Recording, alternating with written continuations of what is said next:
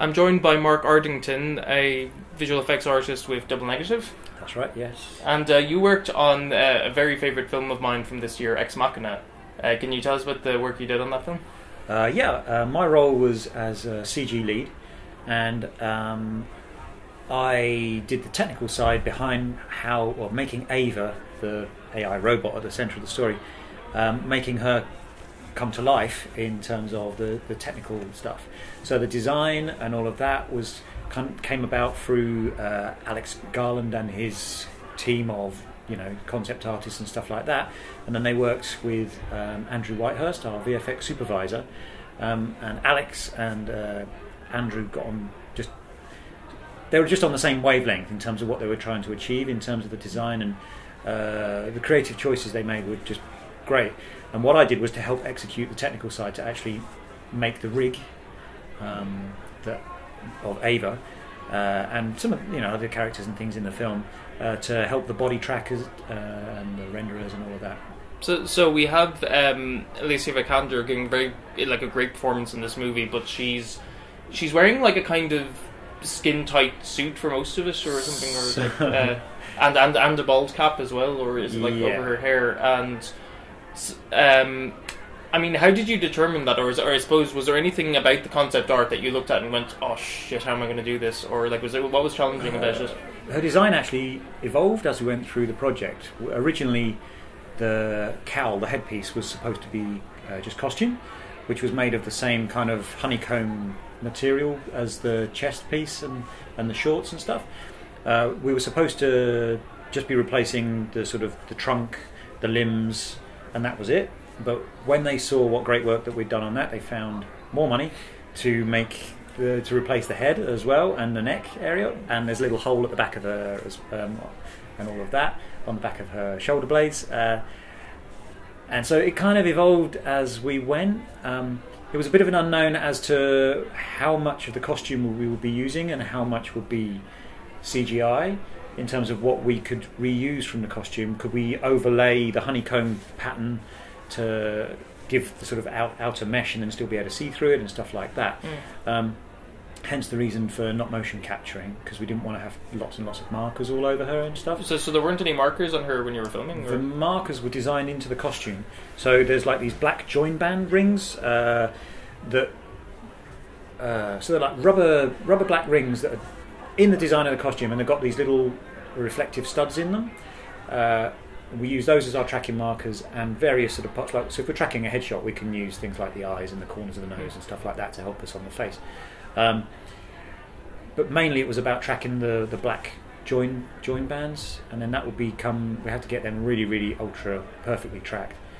But you were able to do that while filming, because there used to be a time where you couldn't do that. You couldn't combine motion capture and live. No, it wasn't motion captured. So that's the point. We did we hand tracked it all afterwards. Oh, that must have taken a long time.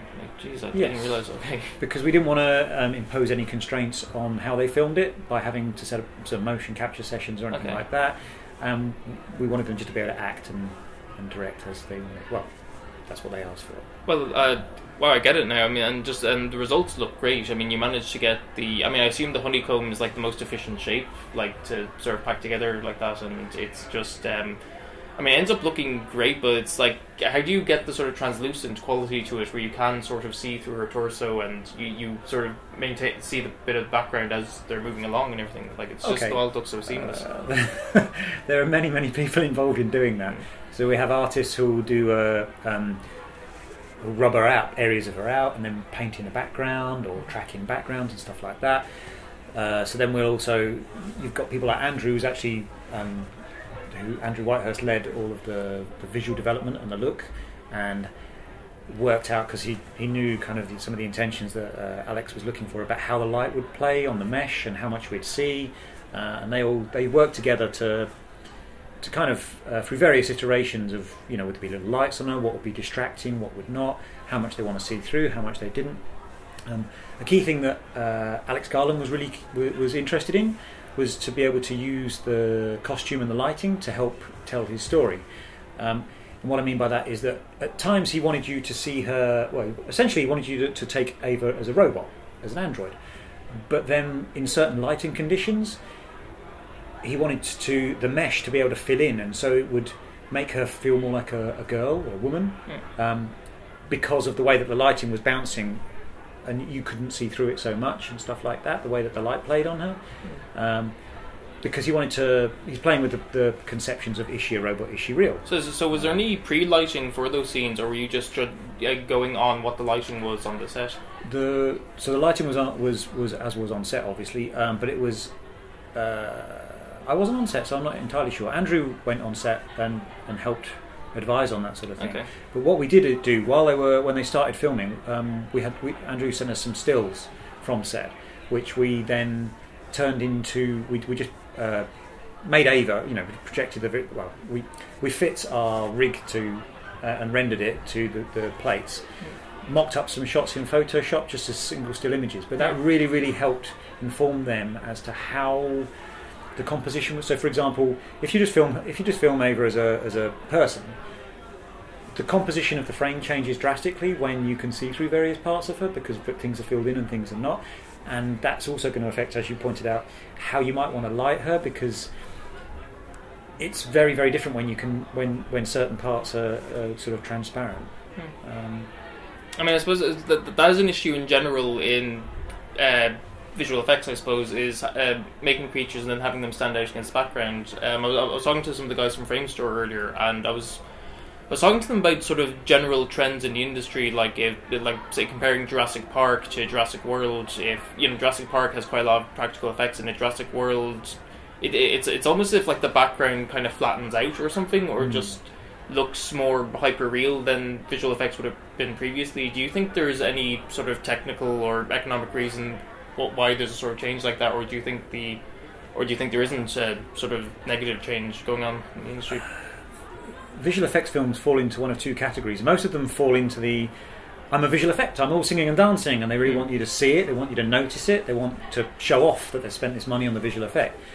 Ex Machina is different to that. The visual effect is there in your face the whole time you're watching the film, but it's seamless and it's subtle, and you accept it. It doesn't grab you and go, I'm a visual effect. It's just there. That's a good point. The believability of Ava and her character. If the visual effect was always trying to take over, then it would take away from her and her performance and the believability of her character. And I was just going to say that the eye can tell when something looks fake. It works really well for that character in Ex Machina. I was wondering, is this kind of thing practical on a low budget? Could other filmmakers try and do the sort of effects you did? This was done on a low budget compared to other Hollywood films. Yeah, so it's like low budget. Yeah, compared to Hollywood films, this was a massively low budget. I believe the budget for the whole movie was $13 million. I'm not sure what part of that was visual effects and not, but it wasn't huge by any stretch of the imagination. Right. Okay. But Andrew was really, really, really keen to make sure that, because it was a low budget, we had a small crew, but he was really, really keen to make sure that every single dollar that was spent on that film went on screen and we saw it. And were there any moments in the movie where there were visual effects that were very key, and it's not noticeable at all, like it's very subtle? Because often you have moments like that as well, where the audience, it'll occur to them watching a robot suit that's great visual effect, but there are other moments where a layperson won't notice at all. Is there anything everywhere? Like that from X-Men? All over. Yeah, there's so much stuff that we changed and cleaned up, and removing things, and even just adding her reflection in the glass, because there's a lot of glass, a lot of refraction and stuff like that going on. Everywhere, absolutely everywhere. It's skillful, thankless work. Thank you very much for talking to Film Ireland, Mark. That's great. Thank you very much. Thank you.